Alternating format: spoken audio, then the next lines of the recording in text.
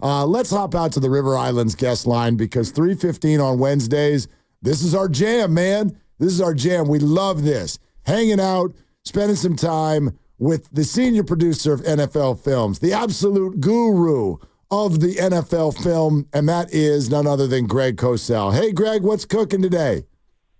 Gentlemen, what's happening? I hope nobody's getting too upset thinking the whole season's falling apart now, No, the season's over. It's over, Greg. It was a good run, but Christian McCaffrey... It was a good run, and, time to get rid of the quarterback, move on. It's time to change everything. You know how it goes. They say Super Bowl or bust. It's bust. Greg, we got so many questions for you. Can we start with this? Across the league, we're seeing a trend. It's only 2 weeks, but a lot less passing, a lot more running. We're watching quarterbacks have a hard time getting to 300 yards. What gives? Why? There's probably a couple of reasons for that. Some could just be a function of, teams not playing a lot of people in the preseason, which, over time has an impact. And it has an impact in particular for offensive line play. Because those guys need to play and then find cohesion together. I think it has a lot to do, too, with how teams are playing defensively. There's more and more what we call too high structure defensively. It makes it harder to throw the ball at the intermediate and deeper levels. So you're seeing a lot more – they're not checkdowns necessarily, but a lot more short throws. And if those receivers get tackled, obviously you're not gaining a lot of yards. So, those are just two things I can think of immediately. So, obviously, I hope people understand that I don't know what you're going to ask me. So, those are two things that immediately came to my mind. And I think those are good and accurate answers. And if you're a field goal kicker, you're loving it right now. But I want to focus on the first part of your answer, which is offensive line play, particularly with the 49ers, because it seemed like in the run game they were effective, but in the pass game looked like they struggled. What did you see from the Niners O-line against Minnesota in week 2? Yeah, well, there were 6 sacks. The Vikings are one of the toughest defenses in the league to play because they're so multiple with what they do, with their fronts, with their looks. They put people up on the line of scrimmage. They move people around. So then you have to identify people. They rushed 6 an awful lot. Last year, by the way, they rushed 6 more than any team in the league, and they're basically doing that again. They rushed 5 or more on 20 of Purdy's 46 dropbacks, so they clearly were going after him. They're really good with stunts, and stunts are a great example of where you need communication with your offensive line. They struggled a bit at times in this game, but the Vikings are a really, really difficult defense to play against. Greg, a couple of questions about the 49er receivers. As a group right now, they are last in the league in terms of separation.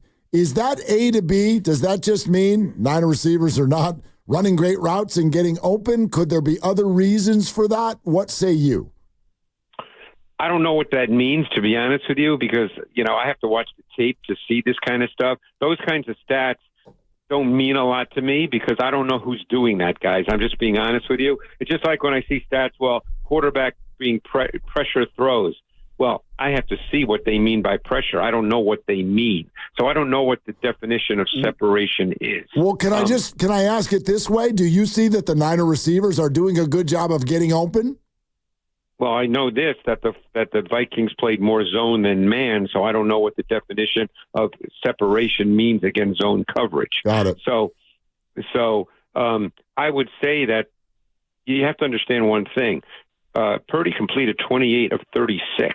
He made a lot of difficult throws in the middle of the field, which is what the 49ers offense is all about. It's throwing the ball between the numbers. Now, the Vikings came in with a plan where they wanted to play what we call robber coverage and lurk coverage, which tries to minimize throws between the numbers. That's what some teams do against the 49ers because that's the foundation of their pass game, is to work between the numbers. So you will see teams play robber coverage, which, by the way, the Cleveland Browns did last year in the game that the 49ers lost. So teams do this. some weeks it works, some weeks it doesn't. If one thing worked all the time, everybody would do the same thing. So there are some weeks things work. For instance, you can play robber coverage, and the 49ers can beat it, but let's say on the same play you have robber coverage, the pass rush gets home. So there's all kinds of reasons why things happen and don't happen in a game. But to me, there was not a problem with the 49er pass game in terms of their receivers. I mean, I know he's going to be out for a number of weeks, but Samuel had a big game. They actually busted on a Kittle play early in the game for a 25-yard completion. Jennings had some plays, in the middle of the field. So I didn't really think the 49ers pass game was a problem from Purdy's perspective. What about from Brandon Aiyuk's perspective? And I know that these are the first 2 games back and he had no preseason. Are you seeing the same sort of route ability that you talked about in the preseason, his short area quickness and his ability to be at top speed and break open on routes? I'm not studying him on every single play. You have to understand one thing. A lot of times, plays are called, and it might be a read to one side of the field, and if he's not on that side of the field, then he's not going to be involved in the progression necessarily. You would expect that as the season progresses, that he'll be more involved. Don't forget, he missed a lot of time. So it would just be normal. And again, I'm not going to say this is true or not because I'm not studying him on every play, but it would just be normal for him not to be at the level that he can be at based on his physical abilities because he missed a lot of time. And no matter how much, let's say, running he did on the outside, it's not the same as participating in camp, and it's not the same as playing in games. So it will probably take him a little time. And I'm sure now with Samuel out, McCaffrey still being out, and to be honest with you guys, I'm a little concerned about McCaffrey the way this all played out. I'm just worried he might end up missing the season. But again, who knows? But I'm sure Aiyuk will become a bigger factor now going forward because Samuel will be out. Senior producer of NFL Films, Greg Cosell, is with us here on Willard and Dibs, 95.7 The Game. Greg, I've heard from a lot of NFL people I respect who break down the videos and whatnot, the setup on defense on the 97-yard touchdown to Justin Jefferson really put the DBs in a bad spot and didn't make any sense. What did you see on that particular play? Well, I can describe what happened on the play. The Vikings shifted to a 2-by-2 set. Both tight ends were aligned to the closed boundary and stacked, and there was stacked twins to the field. It was play action. It was a shot play. They went 7-man protection. Okay, Naylor was the outside receiver in the stacked look. He ran the deep over route, and Jefferson from the inside ran the corner post. Now, post safety Brown, Jair Brown, he was late to react to Jefferson. So he allowed him to get over the top. As a post safety, if anybody runs a post route, that's your responsibility. He did not play his responsibility properly. If he played his responsibility properly, that throw would not have been there. So, my guess is, I don't listen to all the interviews of teams after games. My guess is Brown probably said that he didn't play his responsibility properly because he didn't.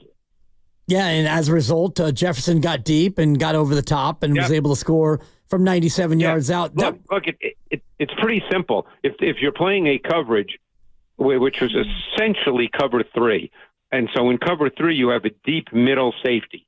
If any ball's caught in the deep middle, that's the responsibility of the deep post safety. So Brown made the mistake on that play. He was late to react. Now Jefferson ran kind of he ran a corner post. So when Jefferson, made his move toward the corner, it's possible Brown thought, okay, he's going to run a sail route, and now my corner is going to be responsible for that, who I believe was Ward because it was to that side of the field, and Ward's the left corner. So he probably, I don't know what's in his head, but he may have thought that, okay, Jefferson is now not going to be my responsibility because he's going to run to the corner. So he sort of stopped. And then when he came back on the post, Jefferson, that is, Brown was too low and he couldn't get deep enough. Yeah, it looked like Ward had actually followed the over route anyway, and so there was no corner help on the backside of that. And that was one of only 4 plays upon which the 49ers blitzed. When you look at the tape Are you seeing a team that is relying on a four-man pressure a lot? More so, yeah. I mean, normally look, we talked about this last week. They've got a really good four-man pass rush. This was an odd kind of game because Darnold did not throw a ton of balls. This was not a game where the Vikings dropped back a lot in the game, just the way the game played out. I thought they had some issues, though, in their zone coverage concepts, and they play more zone than man. And particularly in the first half, I thought there were too many voids that defined the reads and the throws for Darnold and allowed him to throw within the structure of the play call and with really good timing. I thought Naylor had an 18-yard completion in the reception in the first half. Jefferson had a 16-yarder on 3rd and 13 late in the second quarter. The voids were too defined, and that makes it much easier for a quarterback. Greg, I'd love your perspective on this, just from years of watching Kyle Shanahan's system and watching the 49er games in the last, certainly at least 3 years. When you hear that Christian McCaffrey and Deebo Samuel are both going to miss a game, that makes you think what in terms of how much the 49ers need to change a normal game plan? Well, it'll change what they can do formationally and with some motions, because we know what McCaffrey can do. Although I got to tell you, Jordan Mason continues to look really, really good. If I told you that they'd run for 100 yards and Purdy would throw for over 300, you'd probably say that the 49ers would win that game, would you not? Yeah, of course. Yep. Yeah. So offensively, in terms of putting up yards, that was not a problem. But I think in terms of what they can do going forward, with what they can do with motions and formation diversity, that'll probably be limited to some degree, because Samuel and McCaffrey are the two guys that really do that and give all those looks to the defense. So, again, I'm not, in the meetings. I don't know how Kyle coaches it. Maybe it's possible that the players who will go in can do this stuff. In terms of the tactics of it, they probably can't do it as well, because Samuel and McCaffrey, that's what they do. But I would imagine there'll be some limitations to what they can do from a motion perspective, and they're one of the highest percentage motion teams in the league, and from just a formation multiplicity perspective. From this perspective of the ground game, what are you seeing differently with Jordan Mason as opposed to when McCaffrey is there? Because I'm seeing a run game that's a little bit more direct inside the tackles, and I'm seeing Juszczyk used more as an on the line of scrimmage blocker. What are you seeing on the film as far as their run game concepts go? Well, it's funny you say that, because I thought that they actually ran the mid zone and wide zone run game really, really well. And I thought Mason showed an excellent feel for those runs, patience, vision. He's really good at reading his blocks and what we call defensive gap fluidity, because gaps change once the ball is snapped. They're not the same as when before the snap of the ball. He's got short area burst. He runs with velocity. He hits it with speed. Well, you wouldn't call him shifty. He's got enough of it to navigate confined space at the second level of the defense. And he's really physically tough and competitive. I mean, he's your classic sustaining back. He gets tough, hard-earned yards. Now, he's obviously, you can't do with him in the pass game what McCaffrey is, and that does, place a limitation on what they can do. So, those kinds of limitations do matter over the course of time. It forces Kyle and his offensive staff to have to do some things differently. Greg, let's start looking ahead. I got a couple questions about this matchup with the Rams this weekend. First and foremost, right, there's no McCaffrey, there's no Deebo. Guess what? There's no Cooper Kupp, no Puka Nacua. Yeah, I know. Yeah, so based on your knowledge of the Rams, how much of what they do on offense is going to be unavailable because of the loss of those two stars? Well, I mean, obviously they're going to be playing with lesser players, so I think it impacts them greatly, because one thing about Nacua in particular is he's phenomenal working between the numbers in the middle of the field. They don't have a receiver now who can really do that. So I think you're going to see some creativity from Sean McVay. I think they'll try to run the ball. I thought the 49ers had some issues on the edge in the run game this past week. You saw Chandler have a number of runs to the edge. So I think you'll see them have to face a Rams offense that probably focuses a little more on the run game, assuming they can do it. Now, obviously, if you're going to run the ball, you have to have some success to stay on schedule. Stafford is so good that, he is one of those quarterbacks that if he is on, he can probably throw it to anybody, but it probably for them as well limits the kind of route concepts they can run. They're another team that uses a ton of motion. I mean, you're dealing with two teams that use as much motion along with probably the Dolphins and obviously Mike McDaniel being there and his background, but you're seeing two teams that use motion as much as any team in the league. Yeah, same background, obviously, with McVay and Shanahan and the tree they come from. How similar are these two schemes? You're talking about McVay and Shanahan? Yeah. There's some similarities, but there's also some differences. Obviously, McVay is an 11 personnel guy, meaning he plays with one back, one tight end, and three wide receivers when he has all his people. So that's what he's done over the recent years. They've been among the higher percentage teams in the league playing out of 11 personnel. Clearly, we know that the 49ers under Kyle play probably 40-45% of their offensive snaps out of what we call 21 personnel, meaning, two backs and it's use check. So there's a difference right there. That changes the way you can run the football, because use check, in a sense, he's a fullback / tight end, but just changes some of the blocking concepts in your run game. So there's some differences there. But the use of motion is something that they both do quite a bit. So for the 49ers going up against a Ram team without Puka Nacua and without Cooper Kupp and likely playing a lot of 11 personnel still, would you anticipate the 49ers play a lot more base defense with three linebackers to try to stop the run game and dare Stafford to beat them with other weapons? No, I think they'll play nickel. I don't think they're going to play base defense with three linebackers against 11 personnel. I think they'll play with their nickel. Because there's still going to be three wide receivers on the field. So I don't think they're going to play base versus three wide receivers. I mean, is it possible on maybe some 1st and 10s they might do that? But they're not going to do that foundationally as the way in which they play the game. Greg, how deep of a dive did you do on the trenches in that Niner-Viking game? There's some individuals I'd love to ask you about if you got a really good look. Sometimes I do. It depends who you want to ask me about. Well, let me throw a couple names at you. You tell me what you saw. One on the defensive side, Javon Hargrave, big free agent signing a year ago. He's been disappointing. What are you seeing, if anything?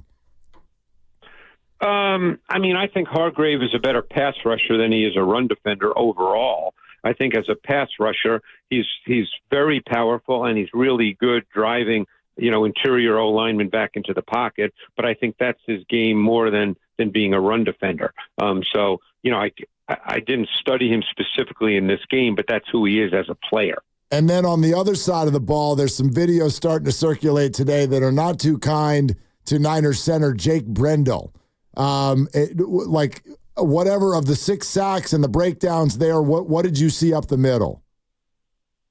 Oh, they got a couple of sacks on stunts, which had nothing to do with Brendel. So again, I didn't view him, and I wasn't studying him, I'm being honest, on every play, obviously, but I didn't come away from watching the tape and seeing those sacks thinking, man, that Brendel had a really bad game. I thought there were some really well-schemed stunts that were able to get home. I think that and those stunts did not involve Brendel. So, it's very possible he had some bad snaps, but I don't think he was the reason that the offensive line may have struggled on, in some pass protections. The 49ers have really relied on 2 defensive ends, and I think that Nick Bosa had a pretty good game in week 2. But what are you seeing overall from this Niners pass rush through 2 weeks so far? I think, look, it's 2 games. I think you're dealing with 2 guys. Bosa is a dominant player. You talk to O-linemen, which I have because I've been fortunate enough to go to events where there's O-linemen, and they talk about Bosa in just glowing terms, the kind of player that he is. So there's no problem with Bosa. I think Floyd's a solid pass rusher on the other side. He's totally different than Bosa, so he's a totally different kind of player. And then you have the interior players. Like I said, Hargrave's the best part of his game is pass rush. Collins I've always liked Malik Collins a lot. Now, obviously, they play other players. They play Givens. He gets snaps. but I don't think the pass rush is going to be an issue. I think that down 4, particularly when those guys are in pure pass situations, is a really good foursome to rush the quarterback. Greg, real quick, I'd love to just ask you about the 3 surprising 2-0 teams in the NFC. Get your take on the sustainability of what they're doing, the Saints, Bucks, and Vikings.